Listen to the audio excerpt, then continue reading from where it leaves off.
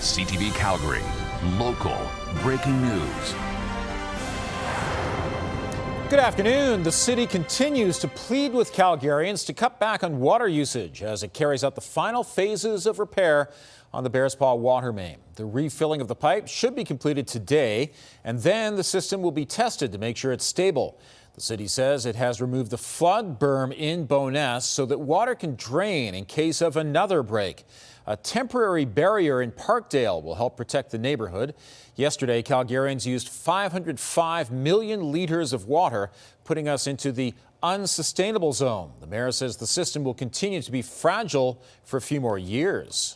But I want to be crystal clear and transparent with Calgarians that this is the new reality that we're facing. With more proactive measures in the fall and the spring to bring this pipe offline, that'll require more water conservation measures at that time. And there is no guarantee that next week, next month, or next year that this pipe will not continue to break. So we need to accelerate the replacement of the pipe. Paving on 16th Avenue eastbound finished yesterday and a single lane is open. Westbound lanes remain closed. One person has suffered critical injuries in a two-vehicle crash along 17th Avenue Southeast. It happened around 3:15 Sunday afternoon between 100th Street and Garden Road. Police say an eastbound vehicle attempted to pass the slower vehicle in front and went into oncoming traffic. The first vehicle was able to avoid the passing vehicle, but the one behind that vehicle ended up colliding head-on with the vehicle that was in oncoming traffic. The driver of the vehicle that was making the pass has been transported to hospital in critical condition. The driver of the other vehicle suffered minor injuries and was transported to hospital as a precaution. The road was closed for several hours to allow for the police to investigate. One person is dead and another seriously injured after a two-vehicle collision on Deerfoot Trail. It happened just before 11 Saturday night when police say a Nissan Altima was northbound on Deerfoot when it hit a construction median near Glenmore Trail. The man driving the vehicle died. The Nissan's engine was ejected upon impact and struck a Toyota RAV4 in the next lane, injuring the driver.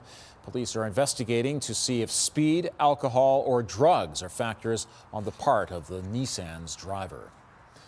Rallies took place across the country this weekend to show solidarity with Iranians. Protests have been taking place throughout Iran against the ruling Islamic Republic, leaving over 500 people dead. Many at the rally in Calgary have family in Iran and haven't had any contact with them since the regime shut off the internet and power last week. Kevin Fleming reports.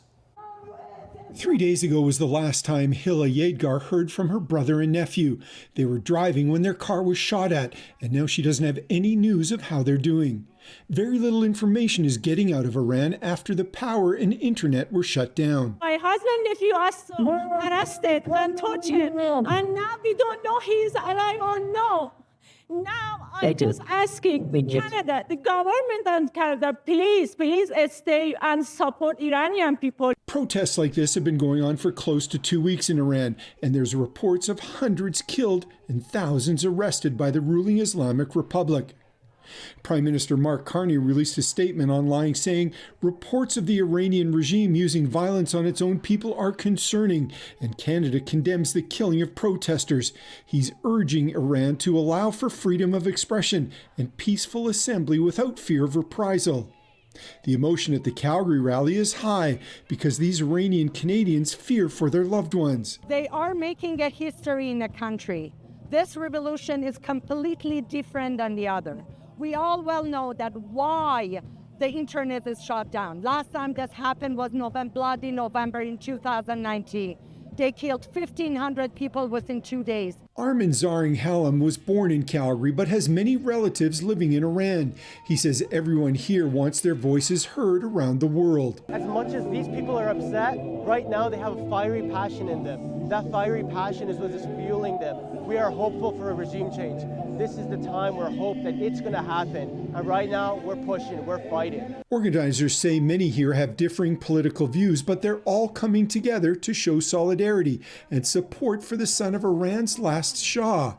Reza Pahlavi has been living in the U.S. after being exiled.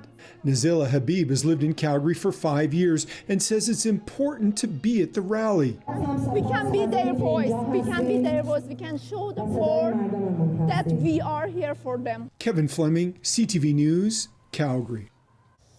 Canadian officials are advising against travel to Iran because there's a high risk of detention.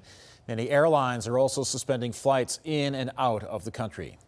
Albertans are likely to face big financial challenges in 2026, according to a new report from MNP. The data suggests 3 in 4 Albertans believe life will become more expensive this year. 2 in 3 Albertans also think the economy will slow down. And 64% anticipate more pressure from interest rates and inflation. The report found more Albertans are adopting cost-saving measures to adapt. About 52% of Albertans have worked to save about 6 months of emergency funds. Time is running out for soccer fans hoping for a chance to watch a match at the 2026 FIFA World Cup. The registration window for tickets closes at 9 a.m. Mountain Time tomorrow. During this phase, fans can select the matches they want to attend, their preferred ticket tiers, and how many tickets they'd like to buy. Fans can request up to 40 tickets at once. Thanks for joining us. Our 6 o'clock news is preempted today for the NFL. We'll have more on the top stories on our news at 5 or anytime online at ctvnewscalgary.ca.